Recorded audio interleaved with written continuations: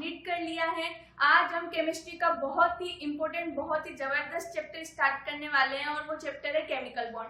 आप सबको पता है केमिकल बॉन्ड कितना इंपॉर्टेंस रखता है केमिस्ट्री में। हम यूँ बोले कि केमिस्ट्री इसके बिना अधूरी है तो ये कोई गलत बात नहीं है, क्योंकि केमिकल बॉन्ड बहुत अच्छा चैप्टर है और ये बहुत जरूरी है किसी भी केमिस्ट्री के किसी भी अदर चैप्टर को समझने के लिए, उससे अपनी केमिस्ट्री को स्ट्रॉन्ग बनाने के लिए। तो केमिकल बॉन्ड बहुत अच्छा चैप्टर है और बहुत ही इंपॉर्टेंस रखता है ये केमिस्ट्री में। आप सबको ये बात पता होगी कि केमिकल बॉन्ड की केमिस्ट्री में क्या इंपॉर्टेंस है।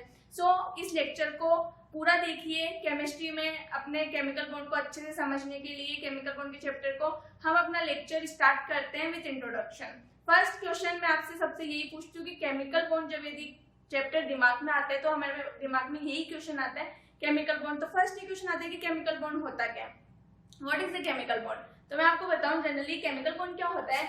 यदि कोई भी टू मॉलिक्यूल्स हैं, ठीक है, कोई भी टू एटम्स हैं, वो यदि मॉलिक्यूल बना रहे हैं बनके, ठीक है, तो उन मॉलिक्यूल को बनाने में वो दो जुड़ रहे हैं आपस में, तो वो उनके बीच में ऐसा क्या हो रहा है जो वो आपस में जुड़ रहे हैं, कुछ तो उनके बीच में फोर्स लगा होगा जो उन दोनों मॉलिक्यूल को क्या कर रखा है, टुगेदर कर रखा है। तो हाँ, बिल्कुल वही है, ये जो फोर्स लग रहा है इन मॉलिक्यूल्स को टुगेदर रख रखा है जो एटम्स को, उस फोर्स को ही हम क्या बोलते हैं, वो फोर्स जो इसके बीच में लग रहा है उसको क्या बोल देते हैं, हम केमिकल बॉन्ड बोल देते हैं। तो जो केमिकल बॉन्ड की डेफिनेशन होती है कि केमिकल बॉन्ड क्या होता है, तो वो क्या होता है, अट्रैक्शन ऑफ फोर्स, ठीक है।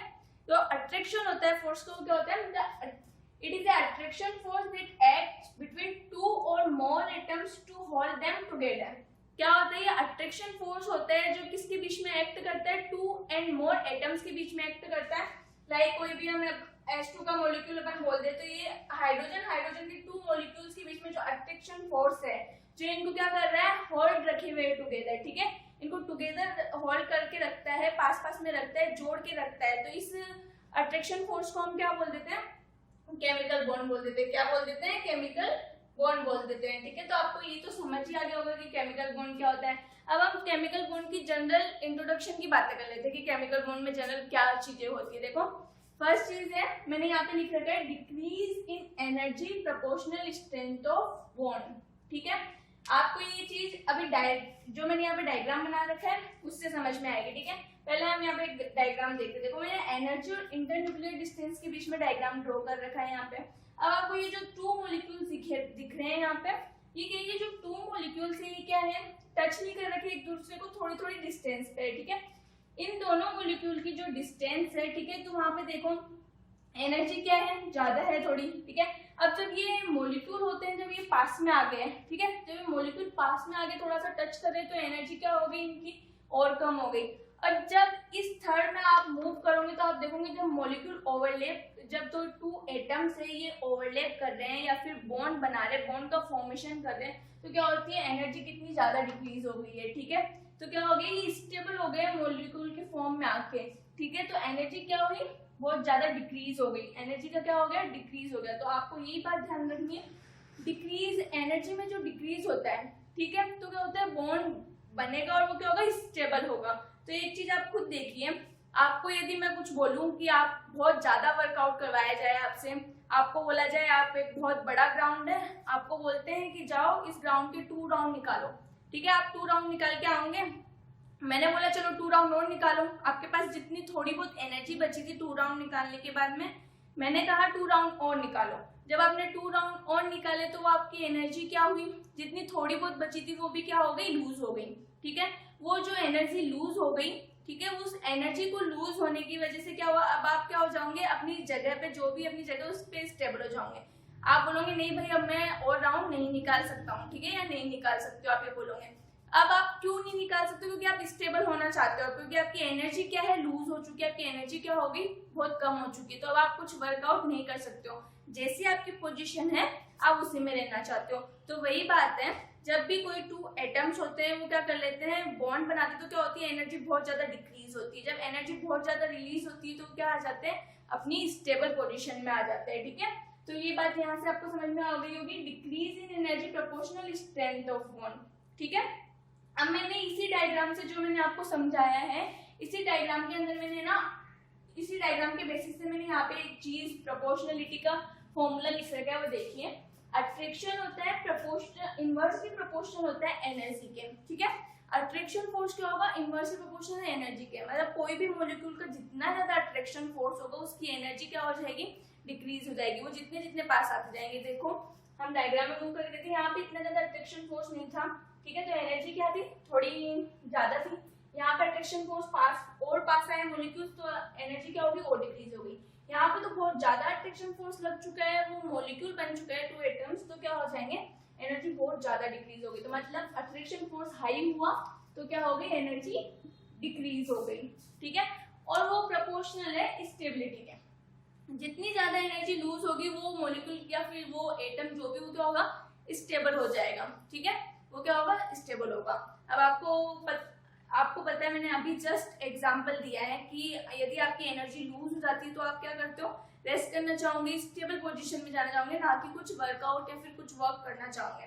वैसे ही यहाँ पे है, आपकी यदि एनर्जी डिक्रीज है तो वो क्या हो जाएगा, स्टेबल हो जाएगा, ठीक है। कोई भी चीज होगी उसकी एनर्जी डिक्रीज होती तो मतलब क्या हो सकता है, स्टेबिलिटी गेन कर लेता है, ओके, ठीक है। अब एक चीज और आती है कि बॉन्ड फॉर्मेशन होता है, वो क्या होता है, एक्सोथर्मिक प्रोसेस होता है, ठीक है, ये सब आपको पता है। Bond formation is an exothermic process, ठीक है, ये एक इम्पोर्टेंट टॉपिक है। मैंने आपको यहाँ पे जितनी भी बात बताई है सब बेसिक चीजें है, ओके। अब नेक्स्ट इम्पोर्टेंट चीज आती है कि types of chemical bond. Chemical bond के कितने टाइप होते हैं, तो केमिकल बॉन्ड के 3 टाइप्स हम मेनली पढ़ने वाले हैं। First is ionic bond, second is covalent bond and third is coordinate bond, ठीक है ना। अब हम अपना ऑक्टेट टूल देखेंगे, ठीक है। फर्स्ट आपको ये ध्यान में रखना है कि ऑक्टेट टूल किसने दिया था, कोशल एंड लुईस ने ऑक्टेट टूल दिया था। मैंने यहाँ लिख नहीं रखा है लेकिन मैंने आपको बता दिया है, ऑक्टेट टूल लुईस एंड कोशल ने दिया था, ठीक है। अब देखो ऑक्टेट टूल क्या बोलता है, अकॉर्डिंग टू ऑक्टेट टूल क्या होता है कि कोई भी एलिमेंट है वो क्या करना चाहता है, कोई भी एलिमेंट है वो अपना ऑक्टेट कंप्लीट करना चाहता है। मैंने आपको जब पीरियोडिक टेबल पढ़ाई थी तब मैंने बताया था कोई भी स्टेबल मॉलिक्यूल होता है तो मैं उसका ऑक्टेट कंप्लीट होता है तो उसी मॉलिक्यूल को मैंने बोला था कि स्टेबिलिटी गेन करेगी इसकी ऑलरेडी, ठीक है। तो ये अपनी स्टेबिलिटी को छोड़ना नहीं चाहता है, तो कोई भी मॉलिक्यूल है वो स्टेबल नहीं है तो क्या करेगा, स्टेबल होना चाहेगा। स्टेबल होने के लिए क्या करना पड़ेगा, उसको अपना ऑक्टेट कंप्लीट करना पड़ेगा। तो कोई भी एलिमेंट है वो अपना ऑक्टेट कैसे कंप्लीट करते हैं, या तो वो इलेक्ट्रॉन को डोनेट करते हैं या फिर इलेक्ट्रॉन को एक्सेप्ट करते हैं या फिर शेयरिंग करते हैं इलेक्ट्रॉन्स की, और क्या बनाते हैं, अपने ऑक्टेट को कंप्लीट करते हैं। तो ऑक्टेट रूल बिल्कुल यही बोलता है। देखो क्या बोल रहा है, according to this rule every element wants to complete its octet duplet in case of hydrogen। ये मैंने duplet लिख रखा है in case of hydrogen, क्योंकि हाइड्रोजन में क्या होता है, ऑक्टेट कंप्लीट नहीं होता है, क्योंकि वो ज्यादा से ज्यादा क्या कर सकते हैं, हाइड्रोजन फर्स्ट आता है ना तो वो 2 मॉलिक्यूल बना के क्या कर सकते हैं, ज्यादा से ज्यादा 2 एटम्स 2 इलेक्ट्रॉन्स उसके बीच में आ सकते हैं, तो उसका क्या बोलते हैं, इसलिए हम उसको ड्यूप्लेट बोलते हैं, ठीक है। तो ये बात आपको समझ में आ गई। और फिर क्या है, तो वो क्या करते हैं, ऑक्टेट कंप्लीट करने के लिए क्या करते हैं, to do it can donate, share और एक्सेप्ट इलेक्ट्रॉन, या तो वो डोनेट करेंगे या एक्सेप्ट करेंगे या करेंगे शेयर करेंगे इलेक्ट्रॉन्स को, ठीक है। और इसी रूल को हम क्या बोल देते हैं, ऑक्टेट रूल बोल देते हैं। जो ऑक्टेट रूल है वो किस किस वेज में क्या हो सकता है, फॉलो हो सकता है, ठीक है। तो वो हम देखते हैं यहाँ पर 2 वेज लिखे हुए हैं। एक मैंने आयोनिक बॉन्ड के वे में बता रखा है, कोवलेंट और कोऑर्डिनेट बॉन्ड के लिए बता रखा है। पहले हम ऑक्टेट रूल कंप्लीट करेंगे, बाद में हम ये तीनों बॉन्ड पढ़ने वाले हैं। तो कोई भी इलेक्ट्रॉन्स का यदि कंप्लीट ट्रांसफर होता है, देखो formation of ionic bond by complete transfer of electrons from one atom to another atom, ठीक है। यदि इलेक्ट्रॉन्स का क्या हो जाता है, एक एटम से अनदर एटम में कंप्लीट ट्रांसफर हो रहा है, ठीक है। वो अभी हम आयोनिक बॉन्ड में आगे सीखेंगे कि एक एटम से दूसरे एटम में इलेक्ट्रॉन का कंप्लीट ट्रांसफर होता है, तो क्या होते हैं, वो मॉलिक्यूल्स क्या करते हैं, आयोनिक बॉन्ड फॉर्म करते हैं। तो इस तरह क्या किया इन्होंने, कंप्लीट ट्रांसफर करके इलेक्ट्रॉन्स का क्या कर लिया, 2 भी कोई एटम से वो जो आएंगे वो क्या करेंगे, कंप्लीट ट्रांसफर करेंगे, इलेक्ट्रॉन्स को क्या बना लेंगे, अपने ऑक्टेट को कंप्लीट कर लेंगे। ऑक्टेट कंप्लीट करने के लिए क्या करते हैं ये लोग, आयोनिक बॉन्ड का फॉर्मेशन होता है, क्योंकि 2 स्पीसीज ऐसी होती है, एक के पास तो इलेक्ट्रॉन कम होते हैं और एक के पास इलेक्ट्रॉन ज्यादा होते हैं, तो वो दोनों क्या करते हैं, कंप्लीट ट्रांसफर कर लेते हैं इलेक्ट्रॉन को, क्या बना लेते हैं, आयोनिक बॉन्ड बना लेते हैं, ठीक है। इसी तरह कोवलेंट और कोऑर्डिनेट बॉन्ड होता है, जो मैंने नीचे वाले पॉइंट पे लिख रखा है, फॉर्मेशन ऑफ कोवलेंट बॉन्ड और coordinate bond by sharing of electrons, ठीक है। तो ये 2 वेज है जिससे क्या करते हैं, कोई भी एलिमेंट्स है वो क्या करते हैं, अपना ऑक्टेट कंप्लीट करते हैं, ठीक है। आयनिक और कोवलेंट बॉन्ड अपन अभी थोड़ी देर में पढ़ने वाले हैं, तो आपको पता चल जाएगा कि कैसे ये ऑक्टेट कंप्लीट करने के लिए आयनिक एंड कोवलेंट बॉन्ड का फॉर्मेशन होता है, ठीक है। देखो अब एक्सेप्शन, हम जब केमिस्ट्री पढ़ते हैं तो हमें पता है एक्सेप्शन तो हर जगह आने वाले हैं, तो ये जो ऑक्टेट रूल है उसके भी एक्सेप्शन है जो आपको याद होनी चाहिए, आपको पता होनी चाहिए। तो मैंने यहाँ पे लिख रखा है एक्सेप्शन ऑफ ऑक्टेट रूल।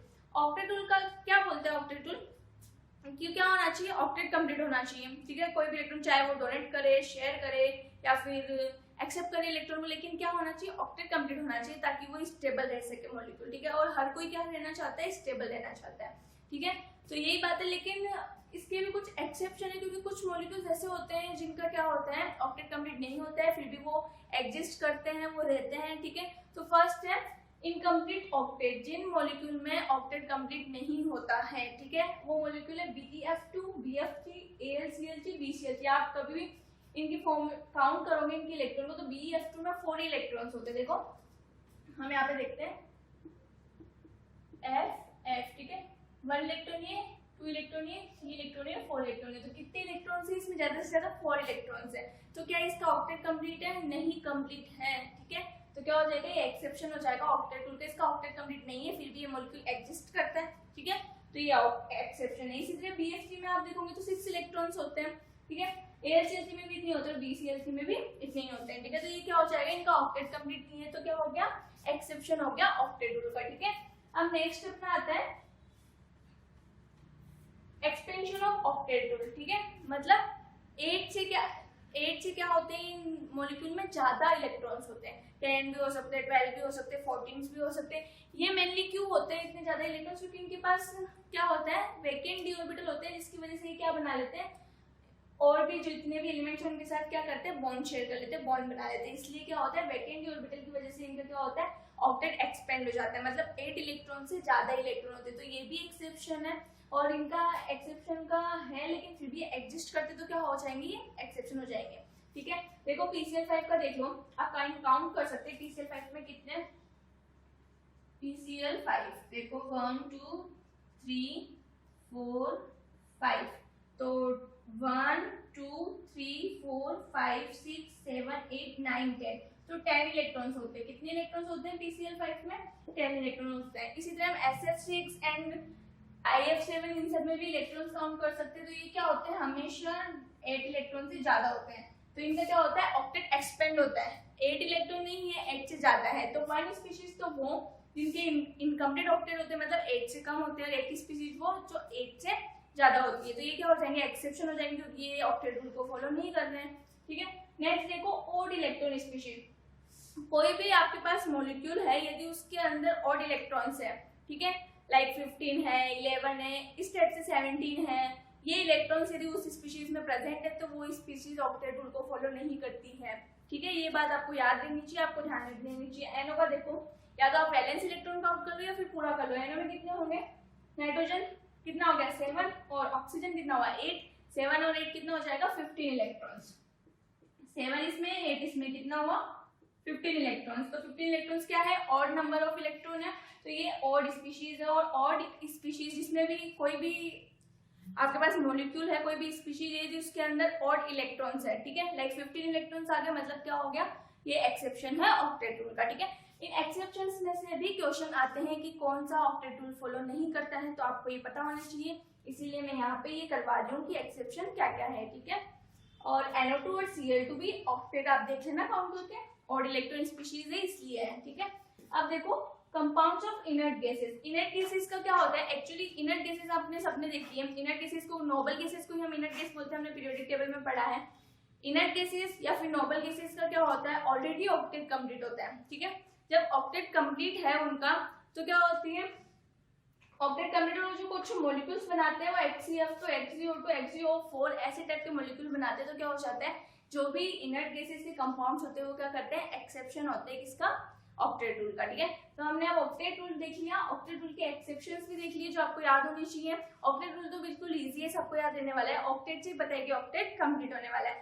थोड़े बहुत एक्सेप्शन आपको याद रखने हैं, वो भी हो जाएंगे। देखो जो इनकम्प्लीट ऑक्टेट है, मतलब 8 से जिसमें कम इलेक्ट्रॉन होंगे वो क्या हो जाएगा, एक्सेप्शन होगा। 8 से ज्यादा जिसमें इलेक्ट्रॉन है वो इसका एक्सेप्शन हो जाएगा। और ऑड इलेक्ट्रॉन स्पीशीज 15, 11, 7, 17 इस टाइप के कोई भी मॉलिक्यूल उसमें इतने इलेक्ट्रॉन्स आ रहे हैं, तो वो भी क्या हो जाएगी, स्पीशीज क्या होगी, इसका एक्सेप्शन होगा। और इनर्ट गैस के मॉलिक्यूल क्या हो जाएंगे, एक्सेप्शन हो जाएगा। तो आप प्रैक्टिस करेंगे तो आपको क्या होगा, याद हो जाएगा।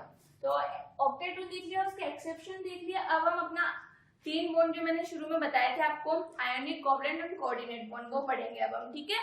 अब हम देखेंगे अपना आयनिक बॉन्ड, ठीक है। आयनिक बॉन्ड को क्या बोलते हैं, इलेक्ट्रोवैलेंट बॉन्ड भी बोलते हैं। देखो आयनिक और इलेक्ट्रोवैलेंट बॉन्ड, ठीक है। आयनिक बॉन्ड क्या होता है, कोई भी अपने पास 2 एटम्स है, ठीक है, उनके बीच यदि इलेक्ट्रॉन्स का कंप्लीट ट्रांसफर हो रहा है, एक एटम अपना इलेक्ट्रॉन पूरा कंप्लीट डोनेट कर रहा है, दूसरा इलेक्ट्रॉन क्या कर रहा है, उस इलेक्ट्रॉन को एक्सेप्ट कर रहा है, तो ऐसे में जो बॉन्ड बनता है उनके कंप्लीट ट्रांसफर से, उस बॉन्ड को हम क्या बोलते हैं, आयनिक बॉन्ड बोलते हैं, ठीक है।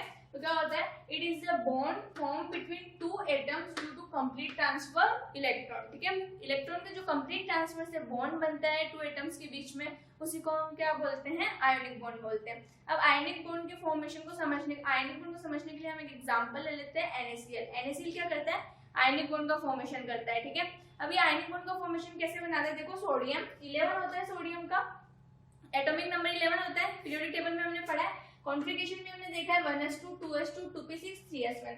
इसकी जो आउटर मोस्ट शेल है, एस सब शेल है, उसके अंदर कितना इलेक्ट्रॉन है, 1 इलेक्ट्रॉन है, कितना इलेक्ट्रॉन, 1 इलेक्ट्रॉन। यदि ये 1 इलेक्ट्रॉन डोनेट करते हैं तो आपको दिख रहा है यहाँ पे 6, ये पूरा ऑक्टेट कंप्लीट दिख रहा है, ठीक है, 6 and 4 10 इलेक्ट्रॉन्स, और इसका क्या हुआ है, ऑक्टेट कंप्लीट है। ये बाहर वाली सब शेल में देखो 6 7 8, ठीक है, क्या हो जाएगा, ऑक्टेट कंप्लीट है। यदि ये अपना 1 इलेक्ट्रॉन डोनेट कर दे तो इसका ऑक्टेट क्या हो जाएगा, कंप्लीट हो जाएगा, ठीक है। इसी तरह आप क्लोरीन की तरफ आओ, और क्लोरीन में देखो इसके पी सब शेल के पास इसका जो आउटर मोस्ट शेल है, इसके अंदर 5 इलेक्ट्रॉन है। यदि कहीं से 1 इलेक्ट्रॉन ले ले तो क्या हो जाएगा, 6 इलेक्ट्रॉन हो जाएंगे इसके पास, इसका भी क्या होगा, ऑक्टेट कंप्लीट होगा।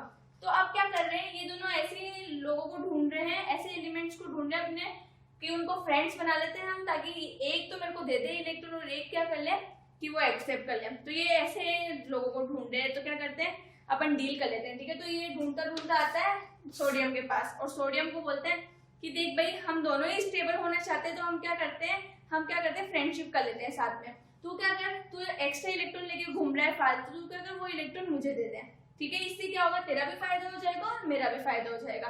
तो क्या करता है, सोडियम मान जाता है, सोडियम मान जाता है, क्या करता है, अपने 1 इलेक्ट्रॉन क्या करता है, क्लोरीन को डोनेट करता है। इससे क्या होता है, सोडियम ने 1 इलेक्ट्रॉन का क्या किया, कंप्लीट ट्रांसफर कर दिया। सोडियम के 1 इलेक्ट्रॉन का कंप्लीट ट्रांसफर करते ही क्या हो जाएगा, इसका ऑक्टेट कंप्लीट हो जाएगा, और इसको 1 इलेक्ट्रॉन मिलते से क्या हो जाएगा, इसकी भी ऑक्टेट क्या होगा, कंप्लीट हो जाएगा। तो मैंने अभी जब आपको ऑक्टेट रूल बताया था, तो मैंने यही बताया था, कोई भी एलिमेंट है, कोई भी एटम है, वो क्या करता है, या तो इलेक्ट्रॉन डोनेट करता है या फिर कंप्लीट ट्रांसफर करेगा, क्या करेगा, ऑक्टेट कंप्लीट करने के लिए, स्टेबल स्टेट में जाने के लिए करता है, ठीक है। तो ये दोनों स्टेबल होना चाहते हैं, अपना ऑक्टेट कंप्लीट करना चाहते हैं, तो इन दोनों ने क्या कर लिया, डील कर लिया आपस में, और बोला कि भाई मैं तो इलेक्ट्रॉन डोनेट कर रहा हूँ, तू इलेक्ट्रॉन क्या कर ले, जिससे क्या होगा, दोनों का फायदा होगा, ठीक है। तो ऐसे करके ये क्या बना लेते हैं, कंप्लीट ट्रांसफर से आयनिक बॉन्ड का फॉर्मेशन करते हैं, ठीक है। देखो इसके पास 3s1 था, सोडियम क्या करेगा, अपने 1 इलेक्ट्रॉन को डोनेट करेगा और Na+ में चला जाएगा, ठीक है। Na+ में गया, इसका 1 इलेक्ट्रॉन डोनेट हो जाएगा, तो अब यहाँ पे इसका केवल यही स्टेट रहेगी, 1s2 2s2 2p6, ठीक है, 1s2 2s2 2p6 and 2p6 3s1 है, यहाँ पे ये हो जाएगी 1s2 2s2 2p6, ठीक है, Na+ की। इसी तरह क्लोरीन क्या होगा, क्लोरीन 1 इलेक्ट्रॉन को क्या करेगा, एक्सेप्ट करेगा, और 1 इलेक्ट्रॉन एक्सेप्ट करके क्या बनाएगा, क्लोरीन नेगेटिव। अब ये मैं पूरा कॉन्फ़िगरेशन नहीं लिख रही हूँ, यहाँ पे 2p5 था, यहाँ पे क्या हो जाएगा, 2p6 हो जाएगा। तो अभी क्या करेंगे, Na+ प्लस Cl नेगेटिव मिलके क्या बना लेगा, NaCl, आयनिक बॉन्ड का फॉर्मेशन कर लेंगे, ठीक है। तो इस तरह से क्या होता है, आयनिक कोई भी कंपाउंड होता है, वो कोई भी मॉलिक्यूल होता है, वो क्या करता है, आयनिक बॉन्ड का फॉर्मेशन इसी तरह से करता है, ठीक है। तो अब आपको पता चल गया कि कंप्लीट ट्रांसफर से कैसे आयनिक बॉन्ड का फॉर्मेशन हो रहा है, ओके। अब हम देखते हैं condition to form ionic bond. Ionic bond को फॉर्मेशन के लिए कंडीशन क्या क्या होनी चाहिए किसी भी एटम में, ठीक है।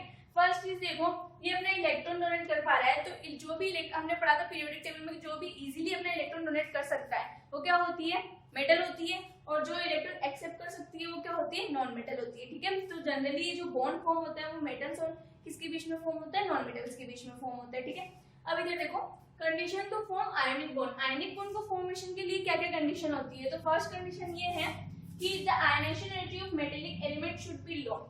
आयनाइजेशन एनर्जी है किसी भी एलिमेंट, जो भी एलिमेंट है वो आयनिक बॉन्ड तभी फॉर्म कर सकता है जब उसकी आयनाइजेशन एनर्जी क्या हो जाएगी, कम होगी। यदि इसकी आयनाइजेशन एनर्जी कम है सोडियम की, देखो सोडियम की आयनाइजेशन एनर्जी कम है, तो क्या करेगा, ये आसानी से इलेक्ट्रॉन लूज कर सकता है, ठीक है। आयनाइजेशन एनर्जी कम किसकी होती है, जिसकी आसानी से अपन इलेक्ट्रॉन निकाल सकते हैं, उसको एनर्जी कम देनी पड़ेगी, और आसानी से इलेक्ट्रॉन निकाल सकते हैं तो क्या हो जाएगा, उसकी आयनाइजेशन एनर्जी कम होगी डेफिनेटली। तो कोई भी एटम या एलिमेंट अपने पास है, उसकी यदि आयनाइजेशन एनर्जी कम है तो क्या करेगा, आयनिक बॉन्ड फॉर्म कर सकता है। फर्स्ट कंडीशन ये हुई।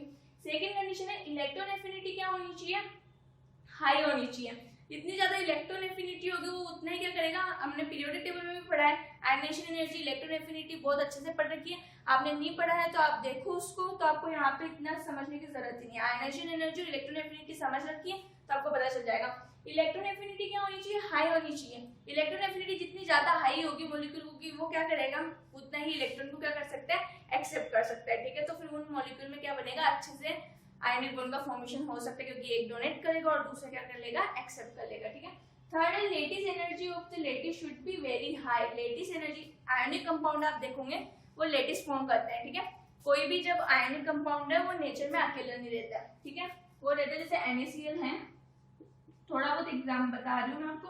NaCl का एग्जाम्पल लेते हैं। NaCl क्या होता है, केवल एक Na और केवल एक Cl नहीं होता है। इनकी क्या होती है, देखो एक Na है, उसको 4-5 Cl क्या होते हैं, आपस में घेरे हुए होते हैं। ठीक है, और जो एक Cl है उसको क्या होते हैं, सोडियम के एलिमेंट्स क्या होते हैं, घेरे हुए होते हैं।